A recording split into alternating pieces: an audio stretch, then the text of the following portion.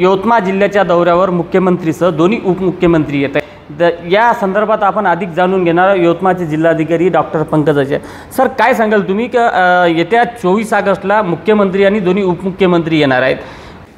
दिनांक 24 ऑगस्ट रोजी यवतमाळ जिल्ह्यामध्ये माननीय मुख्यमंत्री महोदय तसेच दोन्ही माननीय उपमुख्यमंत्री महोदय यांची उपस्थितीमध्ये महिला लाभार्थ्यांचा भव्य मेळावा होणार आहे आणि त्याच्यामध्ये राज्य शासनाचे जे महिला सशक्तीकरण अभियान आहे त्याचाच एक भाग म्हणून या ठिकाणी मुख्यमंत्री महोदय आणि उपमुख्यमंत्री महोदय महिला लाभार्थ्यांसोबत संवाद या ठिकाणी साधणार आहे आणि कार्यक्रम आपल्याकडे आर्णी रोडला किनी गावाजवळ होणार आहे आणि या कार्यक्रमासाठी जवळपास 35 ते 40 हजार लाभार्थी आपले त्या कार्यक्रमस्थळी येण्याची शक्यता असल्यामुळे त्या ठिकाणी त्यांचे टॉयलेटची, ड्रिंकिंग वॉटरची आणि इतर सर्व सोयीसुविधाची, मेडिकलची सर्व सोय आम्ही त्या ठिकाणी केलेली आहे।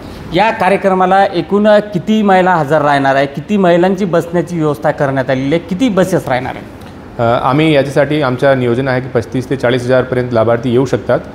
ज्या ज्या महिला लाभार्थ्यांना या कार्यक्रमाचा हिस्सा म्हणून इकडे यायचं असेल त्या सर्व लोकांसाठी ट्रान्सपोर्टेशनचा अरेंजमेंट आहे ते स्टेट रोड ट्रान्सपोर्ट यांच्यामार्फत करण्यात येत आहे आणि जेवढे लाभार्थी या ठिकाणी येतील त्यांच्यासाठी सफिशियंट आम्ही सर्व प्रकारचे अरेंजमेंट कार्यक्रमस्थळी आम्ही करणार आहोत।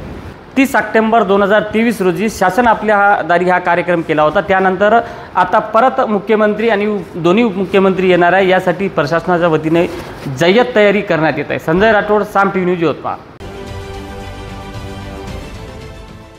देश विदेशातील प्रत्येक घडामोडींचे लाईव्ह अपडेट मिळवण्यासाठी आता साम टीव्हीच्या सर्व सोशल मीडिया प्लॅटफॉर्मला लाईक, फॉलो आणि सबस्क्राईब करा। तसंच सर्व नोटिफिकेशनसाठी बेल आयकॉन प्रेस करायला विसरू नका।